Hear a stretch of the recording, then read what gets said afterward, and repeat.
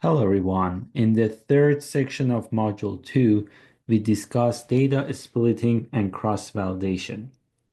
These methods help us ensure a machine learning model can generalize well to new unseen data.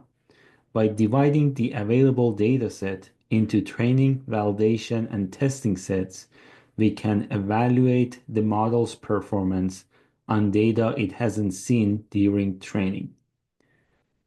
In addition, cross-validation enhances this by rotating through multiple splits, providing a more reliable measure of generalization and reducing the risk of relying on a single data split. To get started with these topics of data splitting and cross-validation, let's recall the problem that we are solving.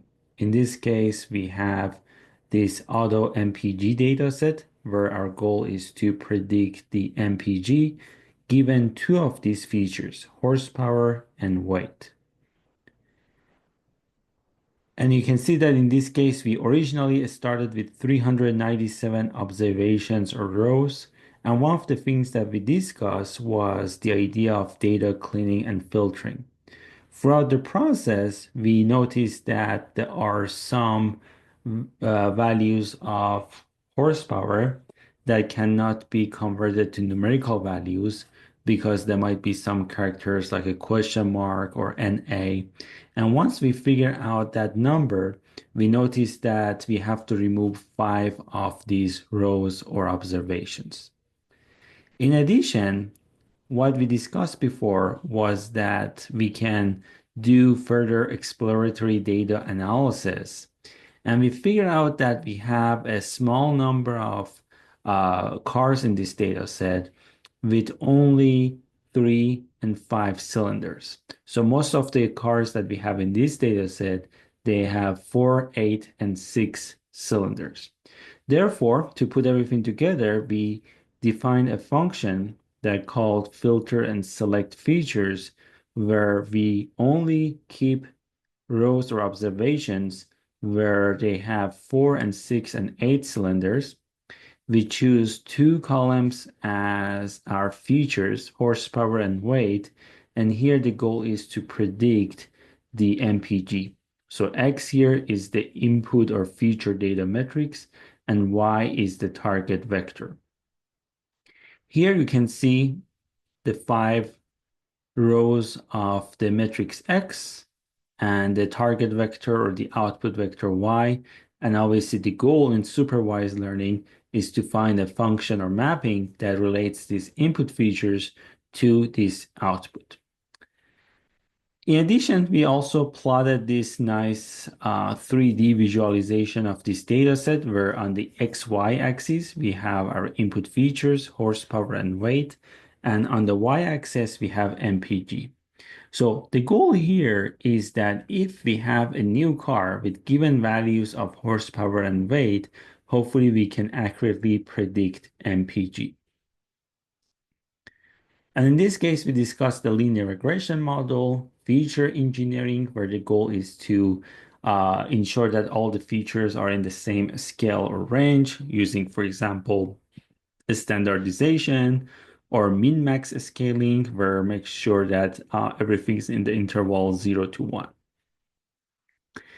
Also, we discussed the idea of polynomial features or polynomial transformation of input features, where we can have higher order terms to be able to extract more complex and nonlinear patterns between input features and the output. So now let's talk about data splitting and cross-validation, which is the main topic of this video. Recall that in machine learning, the goal is always to learn generalizable patterns, meaning that we do not want to memorize the data that we have, and instead we want to find patterns and relationships in the data so we can make predictions in the future. And for this reason, once we have a given data set, like what we discussed, we have to divide this into 2 subsets, one for training and one for testing. Obviously, the training set is used to train the machine learning model.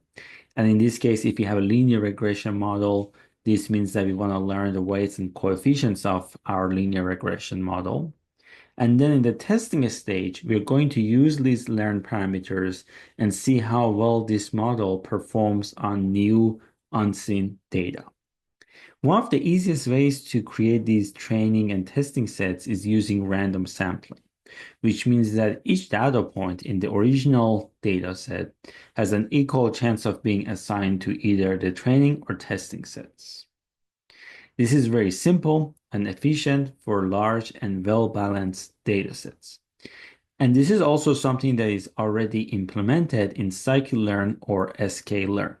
So inside sklearn.model selection, we can find this function here, train test split, where we provide the test size, meaning that what percentage of data we want to use for testing, and of course the remaining is used for training. And also we have to provide a random state. So you can think of random state as the seed generator for our random number generator.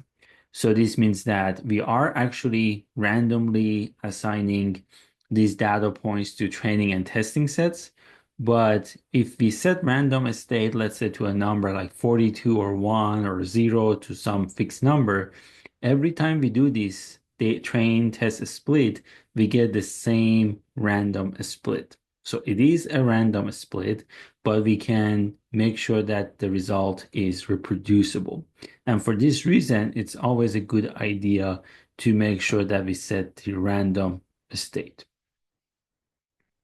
However, something that we have to be careful here is that our model performance can vary depending on the specific random split that we use, because for every value of random state that you use, you have a different training set and a different testing set. And you may end up with a relatively easy training set and a more difficult testing set if your data is not well balanced. And then in that case, that can be a cause of concern because the performance really depends on the choice of training and testing sets.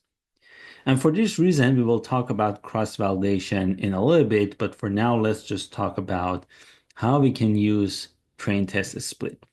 So remember, in this case, X is our input data metrics or feature metrics. We have performed feature engineering or feature transformation. So that's why you can see that in this case, horsepower and weight, they're in the same scale. They're what we use with the standard scaler. And here we have the values of y. And in general, we do not want to scale our outputs because then in the future we have a new sort of like data point, then the output that we predict is also scaled, and we have to remember how to unscale or descale that output. So that's something that technically we can divide, like let's say these MPG values by the max value so that always the max MPG is 1.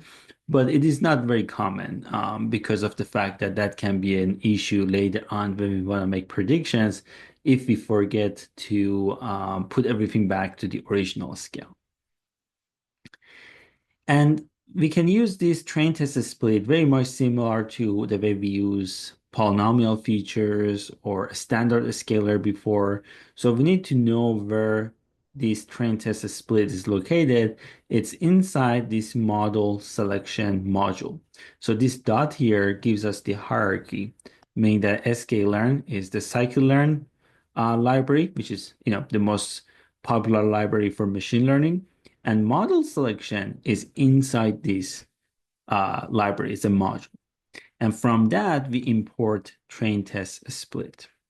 And the syntax for train test split is easy. You provide the feature matrix X, the target output Y, test size, meaning that here we want to have 25% of data for testing, obviously 75% for training. And also I said this random state.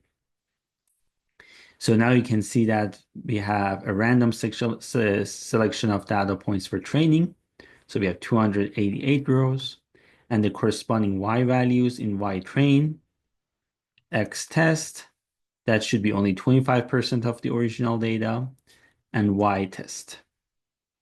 So now we can use this to train the linear regression model or the regression model with polynomial features using X-train and Y-train, and then we perform evaluation on X-test, meaning that for X-test we will have some predicted values and we can compare them with the ground truth or actual values, which are these Y-test.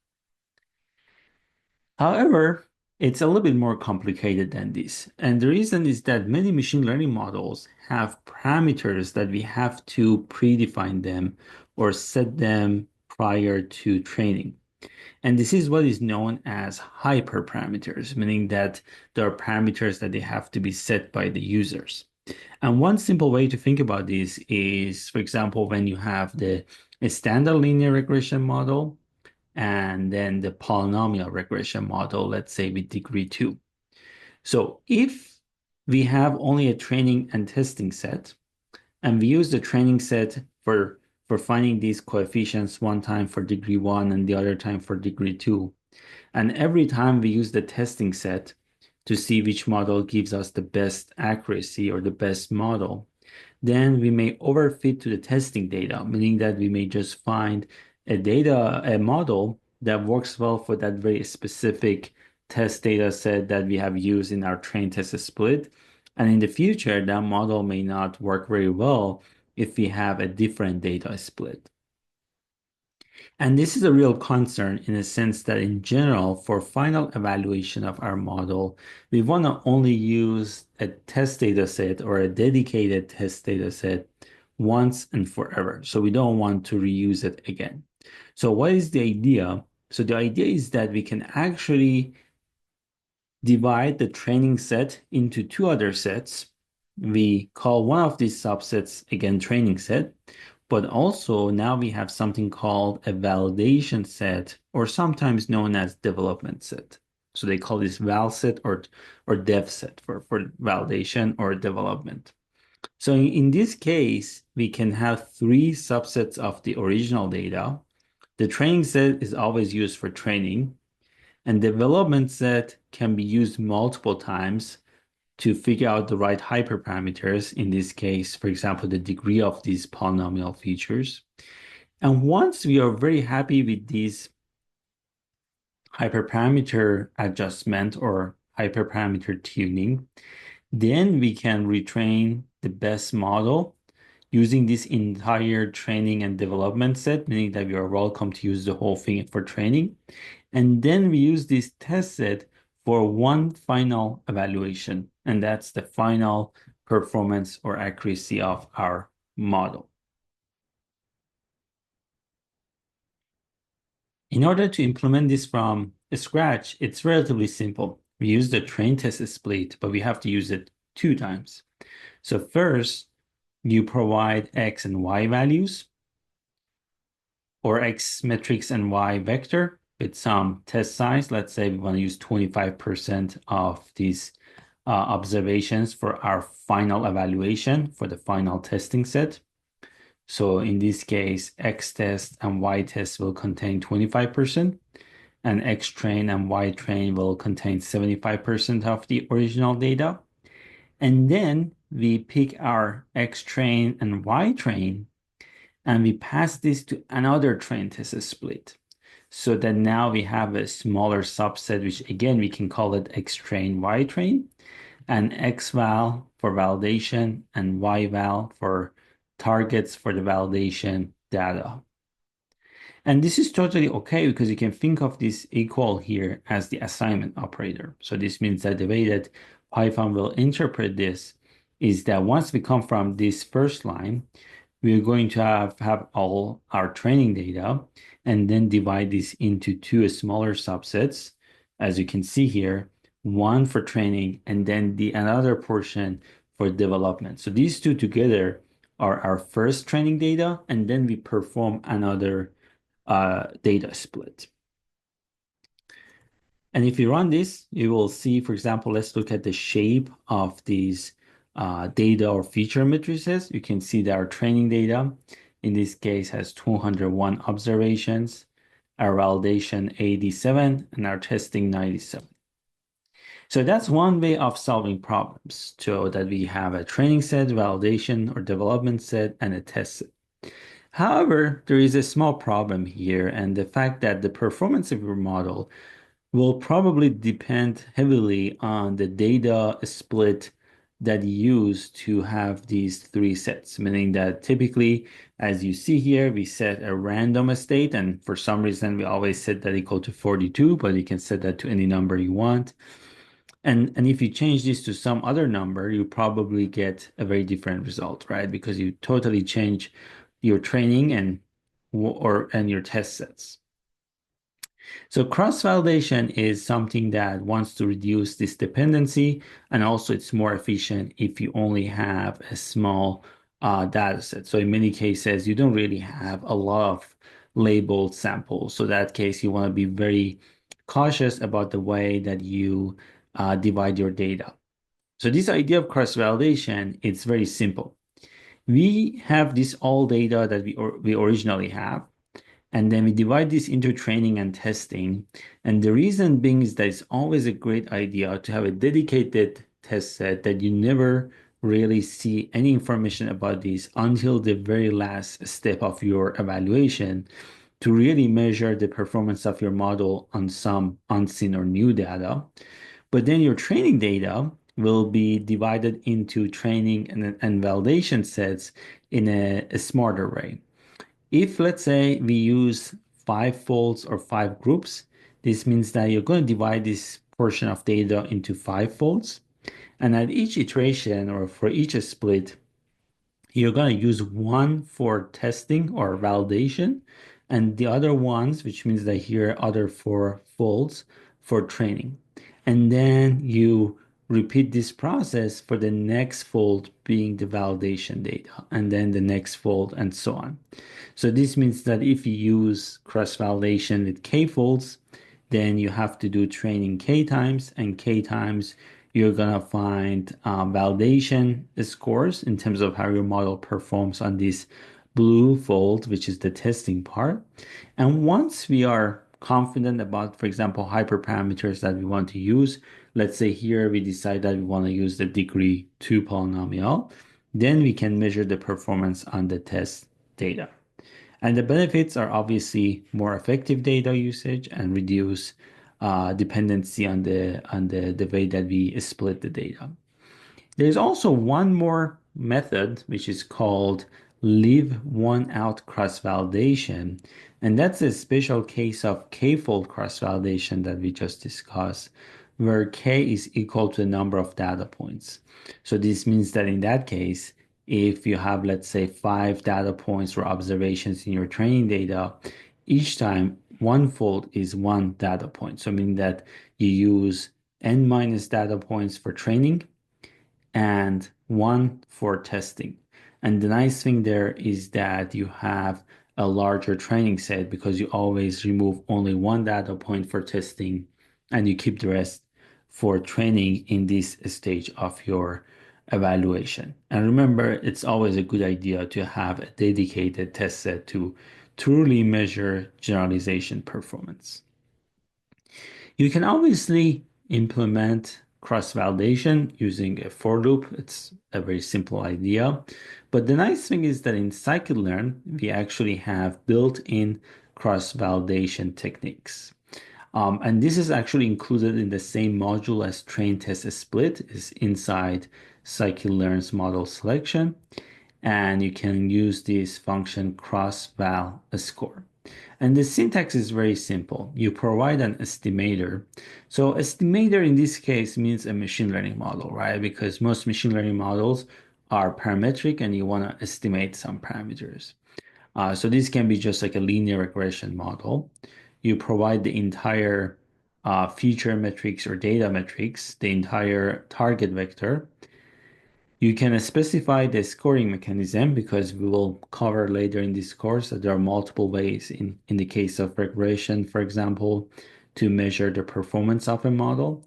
And CV here is the type of cross-validation that you use.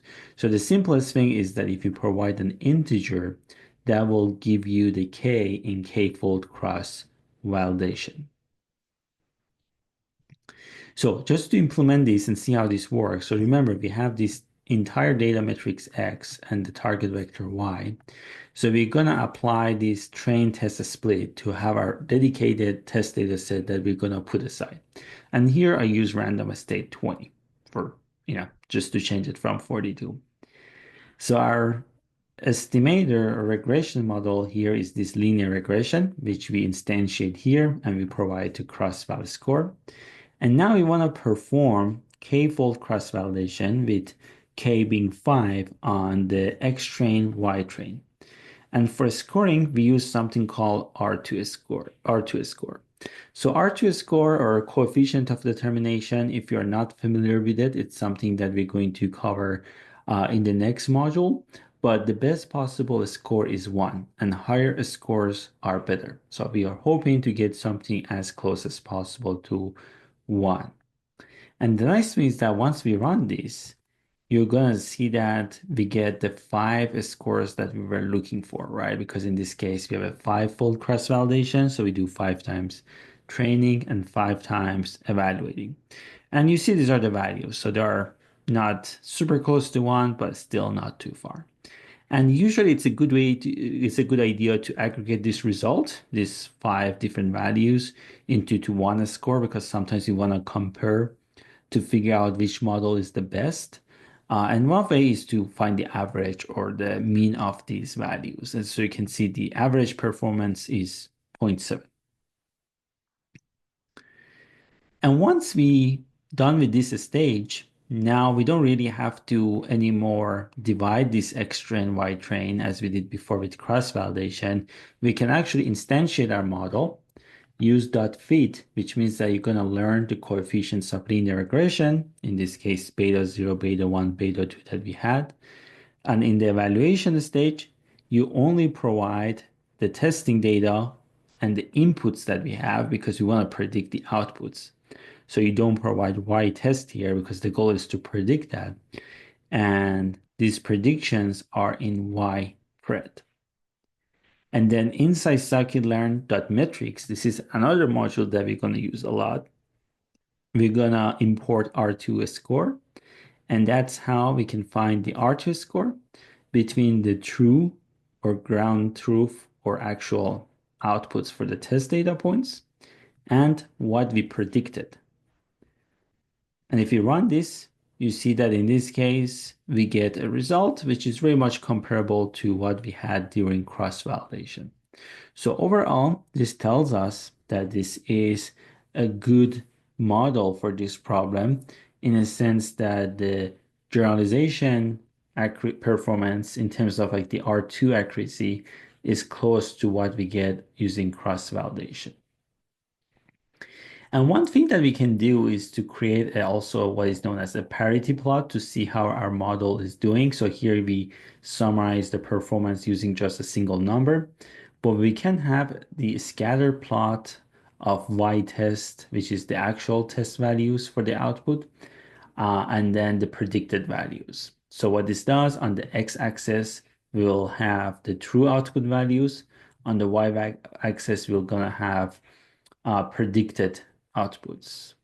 And also it's very common to draw the 45-degree line to see how this model is doing. And in order for doing this, you need to just find the minimum value for Y test and Y pred to see where that minimum value is and also where the maximum value is. And since we want to plot the 45-degree line, that's the line that x equals y. So that's why we can see the x and y values for the mean and x and y values for max are the same. And this is a line that's going to be drawn in dotted black line. So here's the final product. So as we mentioned, on the x-axis, we have the actual or true values. On the y-axis, we have predicted values. Ideally, all of this should be in the 45-degree line, but you can see that there are obviously some errors here. So sometimes we are underestimating and sometimes we are overestimating. And you can see that we are not doing well at all for these two testing data points where we have cars with very high efficiency, right? Because the efficiency that we predict is about 30, whereas the true efficiency is closer to 45. And this is what I was mentioning before, that in general, when you split your data, like for example, when we have a dedicated test set, the performance can really depend on the way that we divide the data or the random state. Because if we have all of our data for testing in this area or in this region, which is like this low MPG values, you will see that we probably get a better result, right? But as we get to the higher MPG values, then it seems that it's more complicated, and also we don't have too many data sets, too many data points here, which means that we have some form of imbalance in this problem.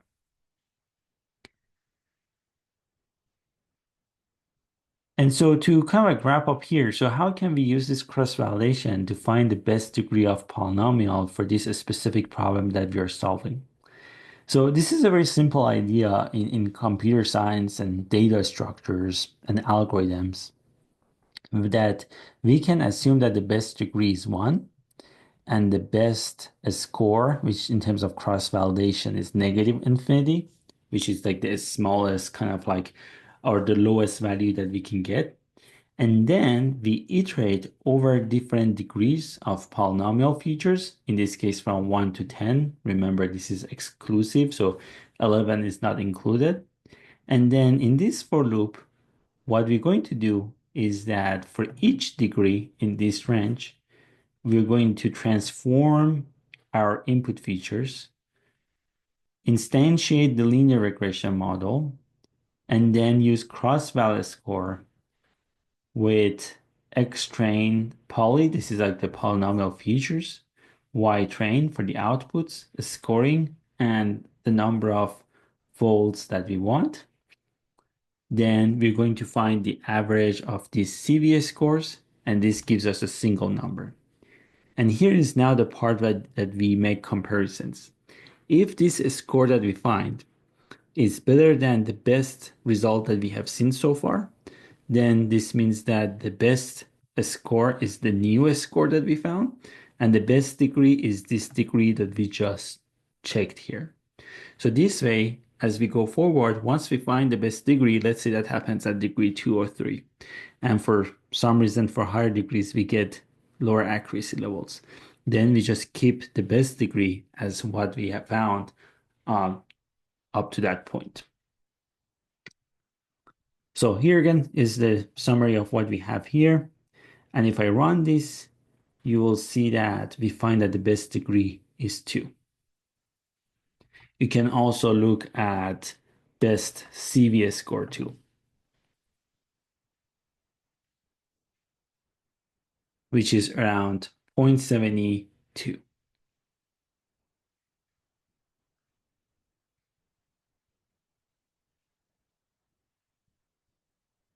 And once we figure out the best degree, we can now again instantiate these polynomial features with the best degree, which is 2, and use fit transform to transform these features, instantiate linear regression, and fit our model, meaning that now we find all those coefficients, beta 0, beta 1, beta 2. We had this degree 2 polynomial before. And then we have to, this is something that is very important. So once you transform your training data in a certain form, you have to do exactly the same transformation on the testing data. And this is exactly why that in this case, during the testing stage, I only use dot transform without using fit underscore transform that we had before. And the reason is that during the testing stage, we don't want to change the parameters that we use for scaling data. For example, in that z-score or the standardization that we talk about, where we find the mean and the standard deviation, we do not want to change the mean and the standard deviation during the testing stage, because if we do so, that's a huge problem, and we have scaled our training and testing data in two different ways. That's why during the training stage, we have to use fit transform when we do data transformation or feature transformation. And then during the testing stage, we just use dot transform. No more feeding because we just want to transform. And in this case, again, we're going to use R2 score to measure the accuracy of our model. Again, we will define exactly what R2 score is next time. But you can see that in this case, we actually get really good results. So the accuracy on the testing data is almost 0.77 or 0.78 if we round this up.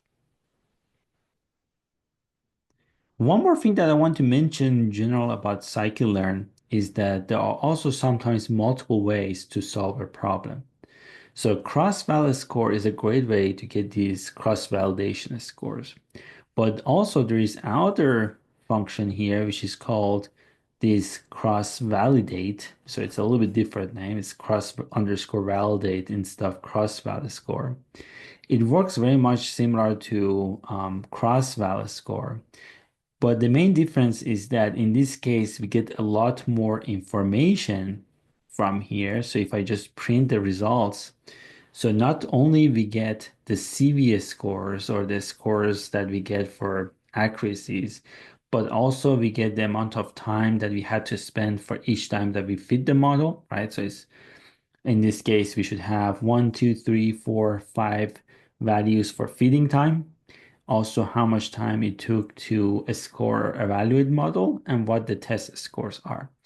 In this case, these, for example, timing numbers that we have, they're extremely small, right? So this is a very simple problem, and on a modern laptop or computer, you shouldn't really spend more than a few milliseconds. But in general, if you have a very large data set, then it's important to know how long it takes for cross-validation. And that's something you can optimize over that if you really care about computational efficiency of your model. So to summarize this, cross-validation is a very important method to make sure that we use our data efficiently. And in order to implement this, you can use cross-valid score for simplicity or cross-validate if you want to get a lot of information about also timing and everything else.